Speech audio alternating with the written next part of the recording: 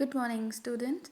Till now, we have studied about central bank and its function. Let's move further for the control of money supply by the central bank. अब हम ये पढ़ेंगे कि जो central bank है वो money supply को किस तरह से कंट्रोल करता है और कौन से मेथड्स जो हैं वो इस्तेमाल किए जाते हैं. Central bank adopts various measures to control money supply in the economy. Largely ये मेजर्स रिलेटेड होते हैं with the commercial banks. There are two types of measures to control the money supply by the central bank. First is quantitative instrument and second is qualitative instruments. इनको हम qualitative measures या quantitative measures भी कह सकते हैं. इनको अब study करते हैं. सबसे पहले quantitative instruments of credit control. Quantitative instruments are those which focus on the overall supply of money in the economy. Supply of money is lowered to tackle inflation and it is raised to tackle deflation. इसका ये मतलब है कि जो quantitative measures होते हैं वो होते हैं जो पूरी इकोनॉमी में मनी सप्लाई को कंट्रोल करने के लिए सेंट्रल बैंक यूज़ करता है. पूरी इकोनॉमी में मनी की सप्लाई को कम या ज़्यादा किया जाता है according to the situation. Money की सप्लाई को कम कर दिया जाता है अगर इन्फ्लेशन हो और मनी की सप्लाई को इंक्रीज़ कर दिया जाता है अगर डिफ्लेशन की सिचुएशन जो है वो होती है कंट्री में. तो अभी क्वांटिटेटिव इंस्ट्रूमेंट जो हम पढ़ रहे हैं उनके अंदर 6 जो हैं वो वेरियस मेथड्स आते हैं क्वांटिटेटिव के अंदर जो हम लोगों ने पढ़ने हैं. First is bank rate, second open market operations, third repo rate, then reverse repo rate, then fifth है cash reserve ratio, sixth है statutory liquidity ratio. अब इनको हम लोग डिटेल में पढ़ेंगे टर्न बाय टर्न. सबसे पहले पढ़ते हैं what is bank rate. Bank rate जो है वो क्या होता है. बैंक रेट वो रेट होता है, वो रेट ऑफ इंटरेस्ट होता है जिस रेट पे सेंट्रल बैंक लोन देता है कमर्शियल बैंक को. जब इंस्टेंट ज़रूरत पड़ती है कमर्शियल बैंक को लोन की तब सेंट्रल बैंक बैंक रेट को यूज़ करता है. Bank rate and market rate जो नॉर्मल इंटरेस्ट रेट होता है बैंक्स जो यूज़ करते हैं अपने कस्टमर्स के लिए. Bank rate and market rate जो है वो साथ साथ चलते हैं. Market rate of interest means general interest rate जो कमर्शियल बैंक अपने कस्टमर्स के लिए यूज़ करते हैं. जब बैंक रेट इंक्रीज़ किया जाता है तो मार्केट रेट ऑफ इंटरेस्ट भी इंक्रीज़ हो जाता है, उसको इंक्रीज़ करना ही पड़ता है. जब बैंक रेट कम किया जाता है तो मार्केट रेट ऑफ इंटरेस्ट भी कम हो जाता है.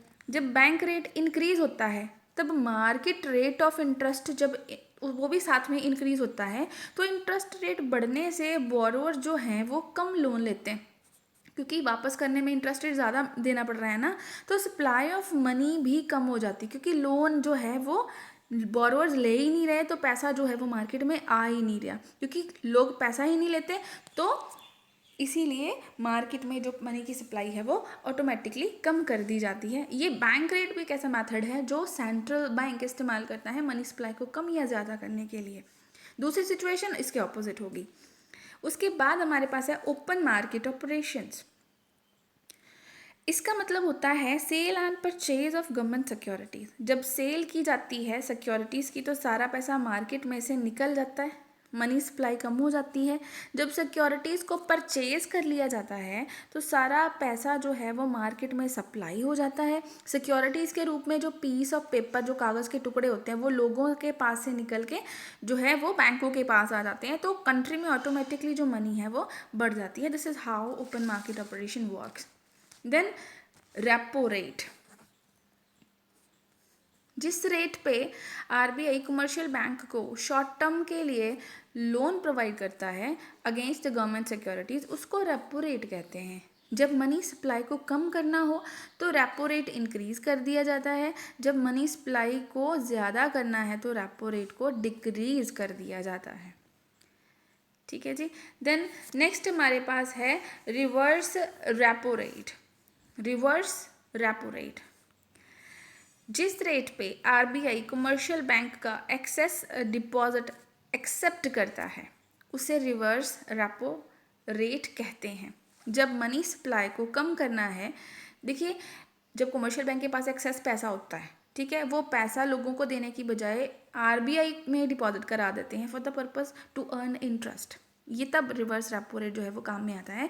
जब मनी सप्लाई को कम करना है तो रिवर्स रेपो रेट को इंक्रीज़ कर दिया जाता है। जब लोगों के पास पैसा नहीं भेजना तो सेंट्रल बैंक इंटरेस्ट बढ़ा देगा कि मेरे पास पैसा जमा कराओ तो आपको ज़्यादा रेट ऑफ इंटरेस्ट मिलेगा। तो सारे कमर्शियल बैंक लोन देने की बजाय सेंट्रल बैंक में पैसा जमा कराना पसंद करेंगे, तो वहाँ से उनको रेट ऑफ इंटरेस्ट मिलेगा। लोगों के पास तो पैसा नहीं पहुँचेगा ना, तो इसीलिए मनी सप्लाई जो है वो कम हो जाती है। मैं फिर से बता रही हूँ, जब मनी सप्लाई को कम करना है तो रिवर्स रेपो रेट को इंक्रीज़ कर दिया जाता है, ठीक है।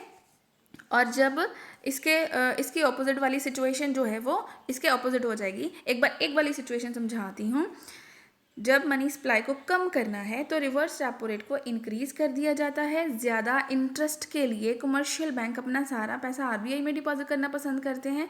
पैसा आरबीआई में डिपॉजिट करने से क्रेडिट क्रिएशन कम हो जाती है, लोगों के पास पैसा नहीं पहुंचता है, तो मनी सप्लाई भी कम हो जाती है एंड वाइस वर्सा। देन हमारे पास नेक्स्ट जो इंस्ट्रूमेंट है वो है जी cash reserve ratio. Cash reserve ratio is a minimum fraction of commercial banks' deposits that should be kept by the commercial bank with themselves. It is fixed by RBI. जब money supply increase करनी होती है तो CRR कम कर दिया जाता है, और जब मनी सप्लाई को डिक्रीज करना है, लोगों के पास पैसा नहीं भेजना है इतना, तो CRR को इंक्रीज कर दिया जाता है। देन है स्टैट्यूटरी लिक्विडिटी रेशियो, SLR भी हम इसको कहते हैं शॉर्ट फॉर्म में। देखिए, हर बैंक को एक फिक्स्ड परसेंटेज अपने एसेट्स की लिक्विड फॉर्म में रखनी पड़ती है, उसको SLR कहते हैं। SLR भी आरबीआई द्वारा ही फिक्स की जाती है, टाइम टू टाइम चेंज हो जाती है ये भी CRR की तरह। मनी सप्लाई इंक्रीज करने के लिए SLR को डिक्रीज किया जाता है, और मनी सप्लाई डिक्रीज करने के लिए SLR को इंक्रीज कर दिया जाता है। ये थे हमारे पास क्वांटिटेटिव इंस्ट्रूमेंट्स। अब हम पढ़ेंगे qualitative instruments of credit control. ये वो वाले इंस्ट्रूमेंट होते हैं, those instruments of credit control which focus on selected sectors of economy. ये किसी पर्टिकुलर सेक्शन में, पर्टिकुलर सेक्टर, पर्टिकुलर बैंक के लिए होते हैं, तो एक स्पेसिफिक और स्पेशल सेक्टर्स के लिए होते हैं, ठीक है, जब अकॉर्डिंग टू सिचुएशन ज़रूरत पड़ती है। ये 3 तरह के होते हैं, margin requirement, rationing of credit and moral suasion, ठीक है। सबसे पहले we just talk about margin requirements. Margin requirements का मतलब है difference between current value of security and amount of loan, ठीक है। जनरली बैंक वाले सिक्योरिटी के बिना लोन तो देते नहीं, तो जितने वैल्यू की सिक्योरिटी होती है उससे कुछ परसेंटेज डिडक्ट कर ली जाती है, मान लो 15 और 25%। बाकी सिक्योरिटी की वैल्यू लोन के रूप में दे दी जाती है। ये जो डिडक्शन होती है उसी को मार्जिन रिक्वायरमेंट कहते हैं। जैसे मान लो घर की वैल्यू 1 करोड़ की है और लोन जो है वो 80 लाख का दिया जाता है, इसका मतलब 20 लाख जो नहीं दिया वो 20 लाख, 80 और 20 1 करोड़ होता है ना, तो 80 लाख तो लोन में दे दिया, जो 20 लाख नहीं लोन में दिया है that is the margin requirement, ठीक है। ये भी आरबीआई द्वारा ही जो है फिक्स किया जाता है कि कितना रखना है।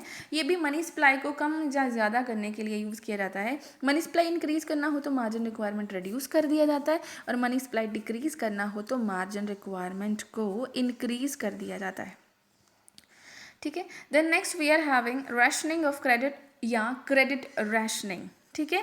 सेंट्रल बैंक जो है वही फिक्स करता है इसकी लिमिट कि कितना क्रेडिट जो है वो किस सेक्टर में भेजना है। यहाँ पे कोटा जो है वो सिस्टम होता है। रैशनिंग ऑफ क्रेडिट जो है इसका मतलब है कि बिजनेसेस को लोन देने के लिए कोटा फिक्स कर दिया जाता है। जब किसी सेक्टर में मनी सप्लाई कम करनी है तो उसी हिसाब से जो है आरबीआई कोटा फिक्स करेगा, उसको कहते हैं रैशनिंग ऑफ क्रेडिट। ये according to the sectors and according to the need of the country होता है।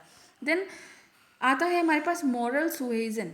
मॉरल सुएजन क्या है, किसी पर्टिकुलर बैंक, कमर्शियल बैंक के लिए होता है। जब कोई बैंक लॉस में होता है या उसके टारगेट्स पूरे नहीं होते, या कोई जनरल एडवाइस होती है बैंकों के लिए जो पर्टिकुलर टाइम पे इशू की जाती है by the RBI to the commercial bank, उसी को मॉरल सुएजन कहते हैं। ये भी according to the need of the country जो है कुछ भी सलाह, कोई भी जो है गाइडलाइन जो है टाइम टू टाइम जो वो इशू की जा सकती है, ठीक है।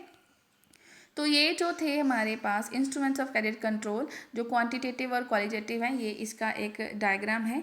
जब भी आपको इसके बारे में क्वेश्चन आएगा 6 नंबर में आएगा कि क्वालिटेटिव या क्वांटिटेटिव कंट्रोल सिंगल सिंगल भी आ सकता है कि सेंट्रल बैंक के द्वारा क्वालिटेटिव इंस्ट्रूमेंट्स को एक्सप्लेन करिए या क्वांटिटेटिव को, कंबाइन भी आ सकता है। तब पूरा ही एक्सप्लेन करना है थोड़ा थोड़ा, लेकिन हर चीज़ का मतलब बता के, जैसे मार्जिन रिक्वायरमेंट का मतलब बताया, ठीक है, CRR का मतलब बताया, मतलब बता के उसके साथ आपने ये भी बताना है हाउ दैट एक्चुअली वर्क्स, कि क्या करना पड़ता है, CRR को कम करना पड़ता है या ज़्यादा करना पड़ता है विद मनी सप्लाई, वो साथ साथ में एक्सप्लेन करके ही आपको आंसर जो है वो लिखना होगा। With this your this topic is completed.